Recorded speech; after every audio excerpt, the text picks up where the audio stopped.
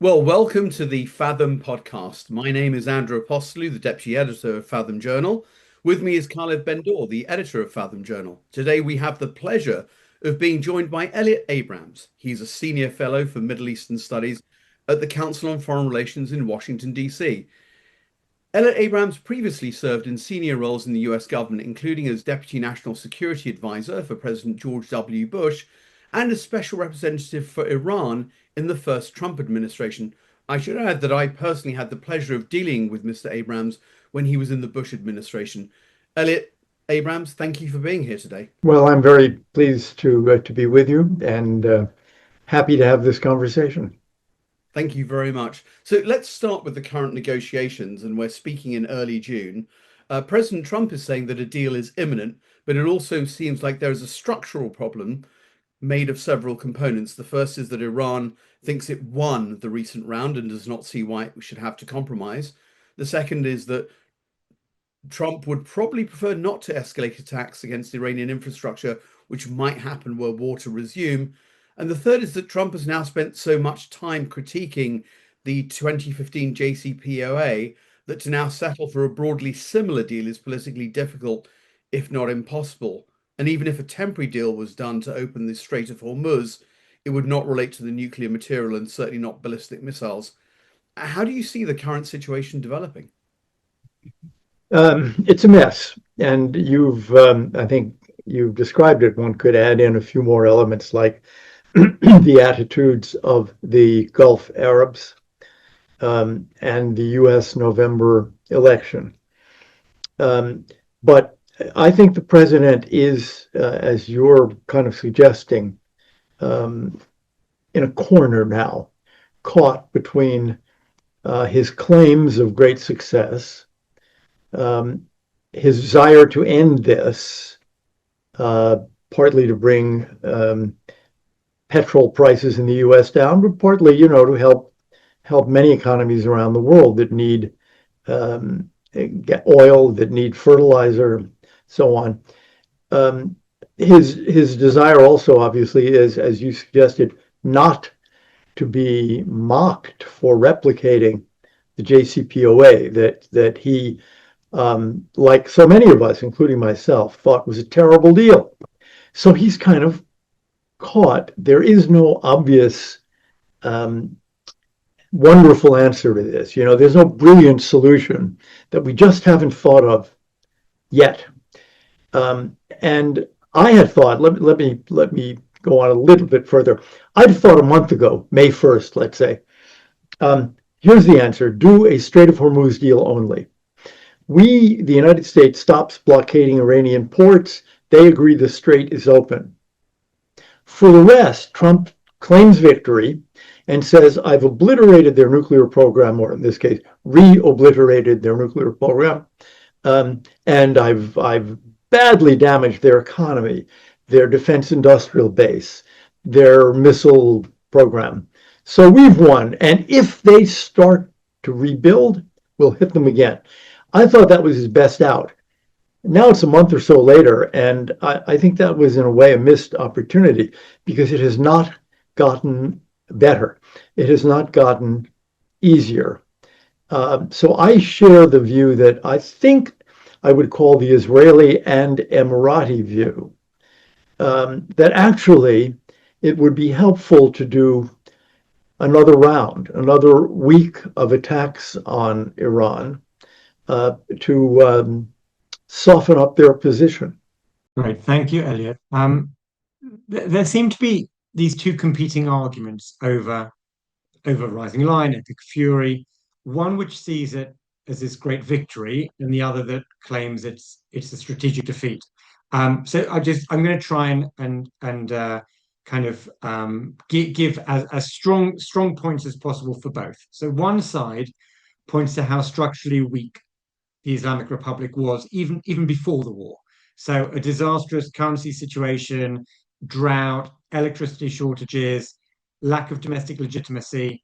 And when you add on top of that, billions of dollars of damage to its infrastructure, the destruction of its navy, the decapitation of much of its senior leadership, it's obvious that Iran has suffered a major blow. and it must be that it's significantly weaker than it was. On the other side, we have this contrasting claim, which is that actually those in charge of Iran are now even more extremes. Trump wanted this Venezuela type model where you take out the guy at the top, you put in someone underneath. But instead of Venezuela, we got North Korea. We got an even more extreme, younger leader. They point out that the nuclear material is still in Iran, and there's little sign that Iran might compromise on this. And then by closing Hormuz, Iran now has influence over global trade. So we kind of have these two competing models that are very, very different to one another, both of which seem to make sensible points. How do you analyze the consequences of the war so far? First, let me just say that the argument that we have now a more radical regime in Tehran seems to me unpersuasive, remembering January. If you will, the old regime under the late Ayatollah Ali Khamenei killed 30,000 unarmed citizens in the streets of their major cities. 30,000, might have been more, in cold blood. So that's a pretty radical regime. And I don't accept the notion that, it was a conservative group and now they have a radical regime. They were bloody, bloodthirsty extremists. But let's go back to, I think the answer to, in a sense, what you're saying is, well, we don't know how the war is going to turn out yet. For example, suppose that 2 years from now, June 2028, the regime falls. I think all of us would say, well, clearly what happened in 2026 was an accelerant and a contributor here. And in retrospect, we'll say, well, that was really a wonderful thing. If, on the other hand, President Trump now, if you will, walks away from it, does another bad deal like the JCPOA, in which the Iranians, in exchange for opening the strait and promising not to rebuild their nuclear missile program, they had lots of sanctions relief and unfrozen billions of dollars in cash. And they now have this kind of suzerainty over the Strait of Hormuz. Then I think we'll say, and we'll say it the day after this deal is announced, they won the war. So I think, in a sense, what you're outlining is the stakes here, which are very large. We could end this in a way that leaves this regime, which, as you say, has very deep economic problems, and I would say is far less legitimate than it was a year ago, partly because of the murders in January, the mass murders, partly because the new supreme leader is obviously there only because of dynastic privilege, which they have been denouncing for all now nearly 50 years of the regime, partly because everybody knows he isn't even really an Ayatollah, much less legitimate, much poorer because of the billions and billions of dollars of damage done, and now with relations with all of its Gulf neighbors poisoned because they attacked all of those neighbors. That's a much weaker regime, and the question really is, will the end of this war begin to strengthen it or leave it in that weakened condition? And I would say we don't know yet. Thank you very much. I actually, and by the way, a fantastic point about the dynastic succession, because you're absolutely right. Ayatollah Khomeini used to denounce the Gulf Arab states, saying, well, by what right do these people have all this wealth? By what right do these people have all this oil? It's just dynastic. And you're absolutely right. That supposed principle has just been cast aside. Absolutely spot on. It's a really great point. Can I ask, how do you think this war might affect relations between the US and Israel? I mean, one narrative might be to see Israel as a reliable, dependable ally, a kind of regional superpower that can be used by the US as a force multiplier to further its interests in the region. The other narrative promotes the idea of Israel as an irresponsible regional adventurer that forced or duped or convinced the US to spend so-called blood and treasure in another so-called forever war in the Middle East. Can you discuss not how you see this personally, but rather how you think others are framing it and where you think this debate is going? You know, both of the ways of looking at it in a sense are true, and that's what's so bizarre here. That is that um, we have almost never had the kind of military integration. It isn't even cooperation; it's integration that between the United States and another country that we've seen here. It is essentially what the U.S. and U.K. had in World War II. Or the only other example I can think of, your listeners may not all like it, but it's Washington and Rochambeau against the British a long time ago. Um, but it's extraordinary. And anybody in the Pentagon who works on this will tell you that.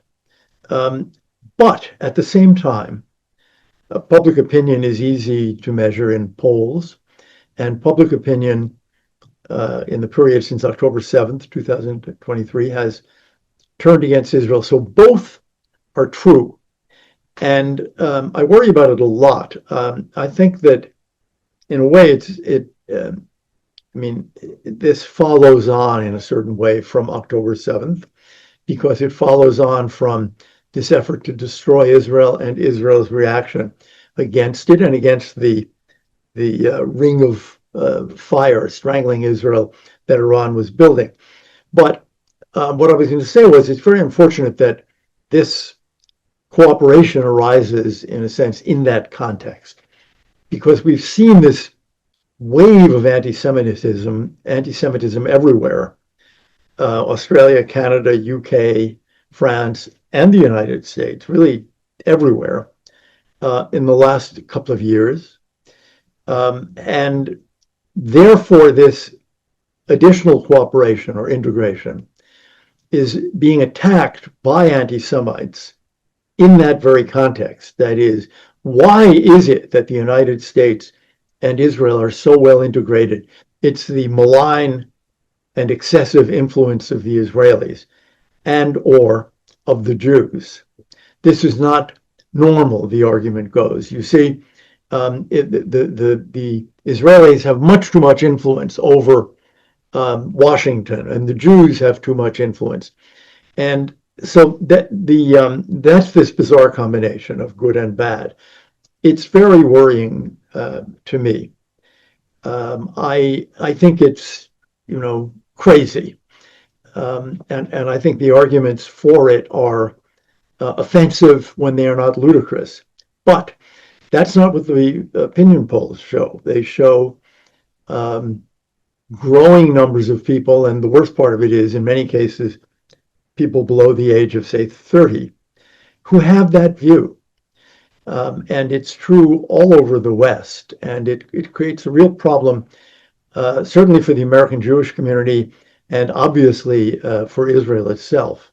Elliot, could I just come in on a? It's not really a tangent actually, but it's about American military aid to Israel. Yeah. There seems to be a growing consensus on both sides of the aisle that to end this aid. And the strategic advantages of a US armed ally that can protect other allies and the military advantages of interoperability seem absent from the debate. What would a serious discussion about this going forward look like? What things are being missed in the current debate? Too much attention, I think, is being dedicated to solely one subject, which is, should there be aid or not? Should it be phased out? That is, U.S. financial aid to Israel's military. Should it be phased out? Should it be stopped? And in 1 year, and that, that's a sort of political discussion. I actually think the aid should be phased out. I think Israel is more or less rich enough now, and should change its status to that of military partner like Japan or Australia for the US. And then we would be able to emphasize the quality and the nature of the partnership. What I think is not happening is the discussion of, well, what does that mean? There is work, I can say, being done on this, for example, at the Misgav Institute in Israel, headed by Meir Ben Shabbat, the former national security advisor. And what they're looking at is, what is the meaning? For example, is there a way to try to guarantee that the flow of the weapons, ammunition that Israel needs will be uninterrupted? Or is the best way to do that to make sure that it is pre-positioned in Israel? Or should there in fact be an American military base in Israel? Or should some money be spent, not spent on Israeli arms, but on joint projects? Is that what we ought to be emphasizing now? Maybe it's AI and the military. Maybe it's drone warfare. Maybe it's lasers. Maybe it's missile defense and other kinds of defense, much of which we're involved in. But that could all be expanded. That is, if you want to move from an aid program to a partnership, then what's the meat of that partnership? How much money should be put into it? Should it be 50-50 Israeli-American? This is, again, the meat on the bones of moving from an aid relationship to a military partnership.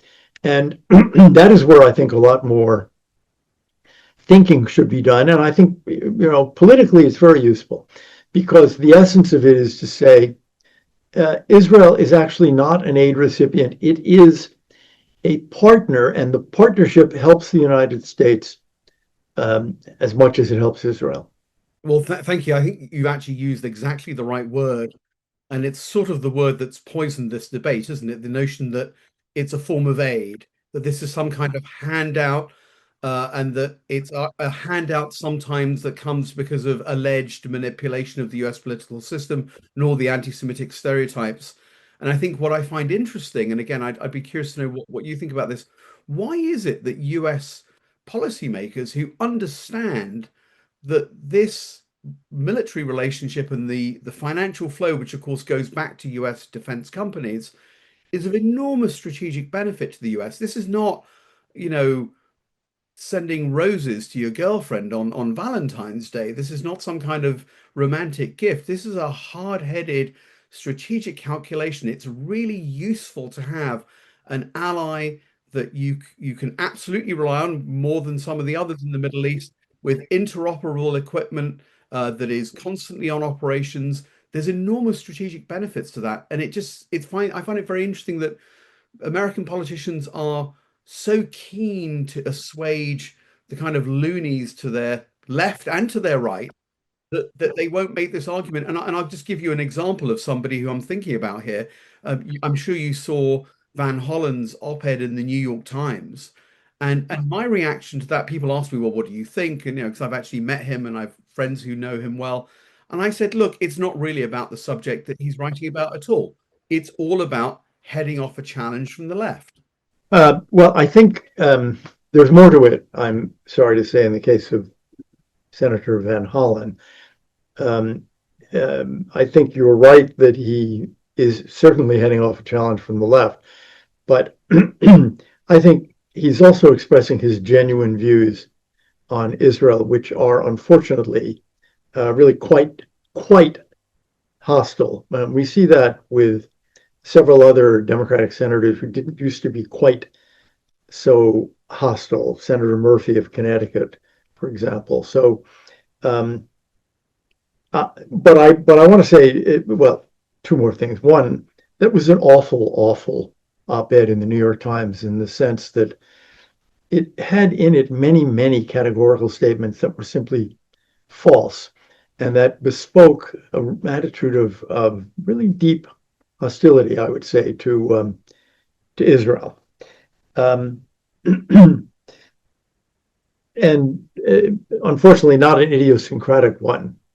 If you look at some of the things that Secretary Rubio has said, or Secretary of War Hegseth has said, or the head of CENTCOM has said, or General Kane, the chairman of the Joint Chiefs, you will find the line that you mentioned. You will find Hegseth a week or two ago saying, this is a great ally, Israel, and we don't have any better ally than this. But it's said once or twice. It doesn't tend to sink in. I think we're at a point at which people are fed up with most forms of foreign aid, except the directly humanitarian. That is, if there's an earthquake, will people want the United States to help survivors, or if there's a tidal wave or something like that? Sure. But the foreign aid budget, foreign aid mechanism has always been quite unpopular in the United States and wildly exaggerated. If you ask people, how much do we give in foreign aid? It's like hundreds of billions of dollars is what they think is happening. And Israel, unfortunately, falls into that. And I think that it would actually help this political or public opinion battle if it were possible to say, no, Israel is not an aid recipient. Israel's a military, it was, once upon a time, it was poor enough to get economic aid 30, 40 years ago.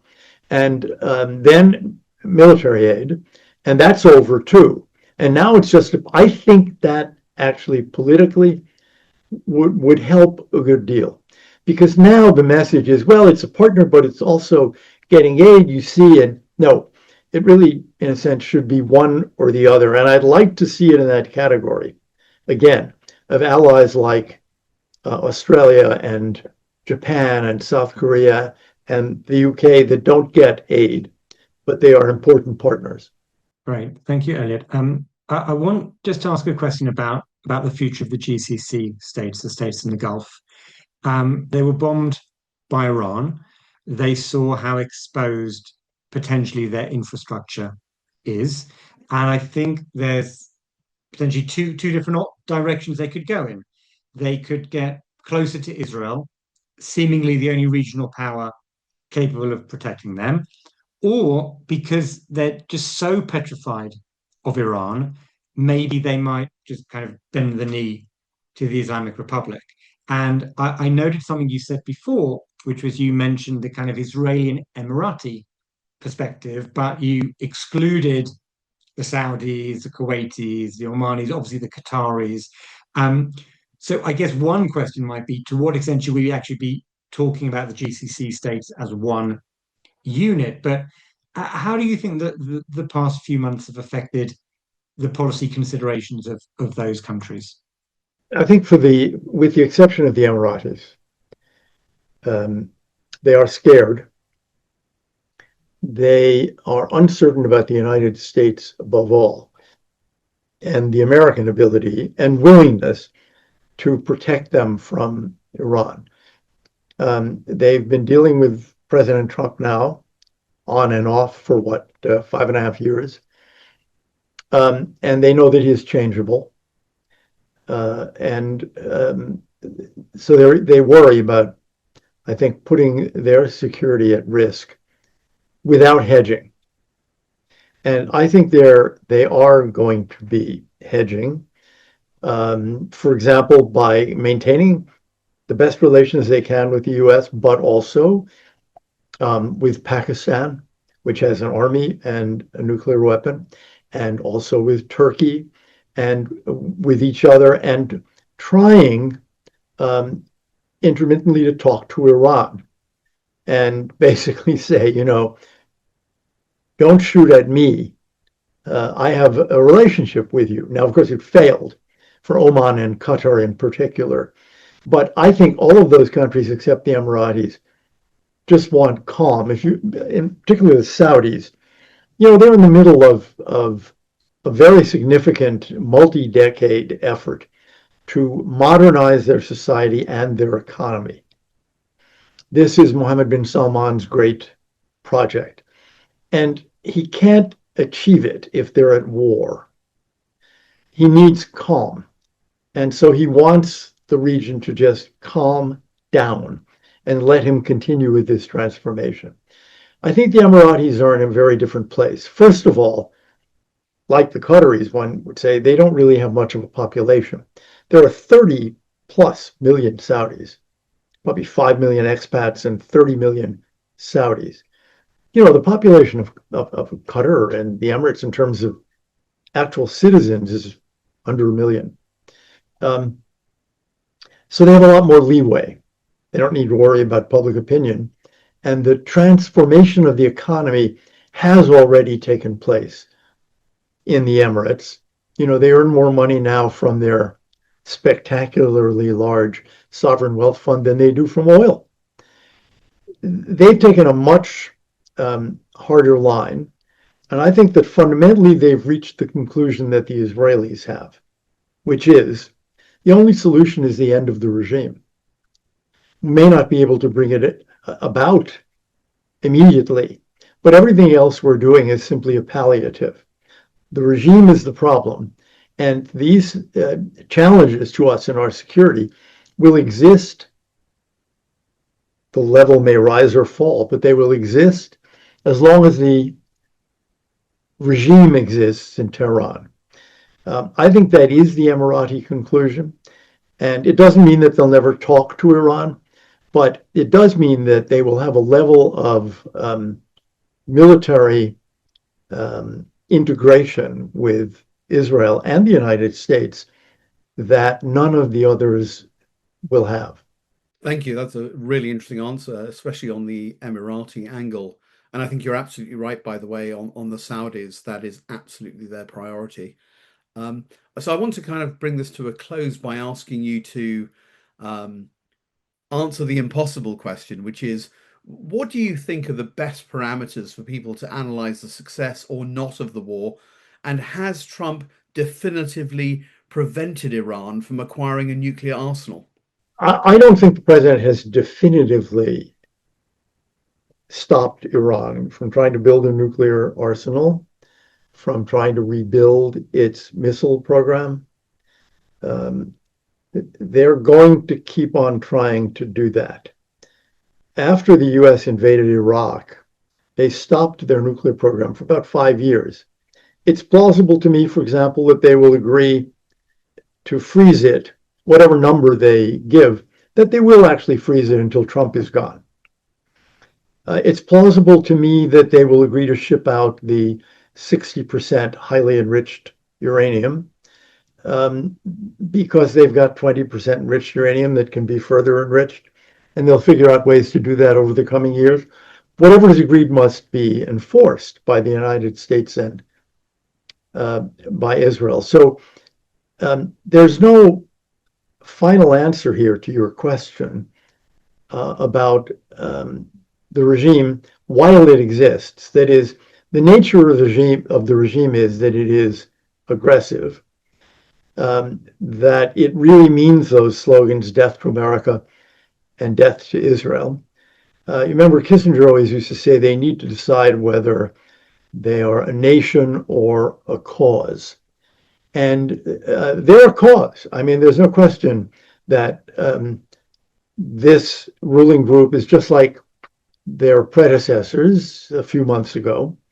They don't care about Iran, and they don't care about the Iranian people. They care about the great cause, which is essentially a religious one, and has Israel very much in its sights. So there's no solution to those problems. They can be ameliorated. Bad things can be pushed off a year or 5 years. But there is no solution except the end of the regime. So I think it's very hard to judge what the president has done. First of all, today when we don't know if there's going to be an agreement and where will we be in a month.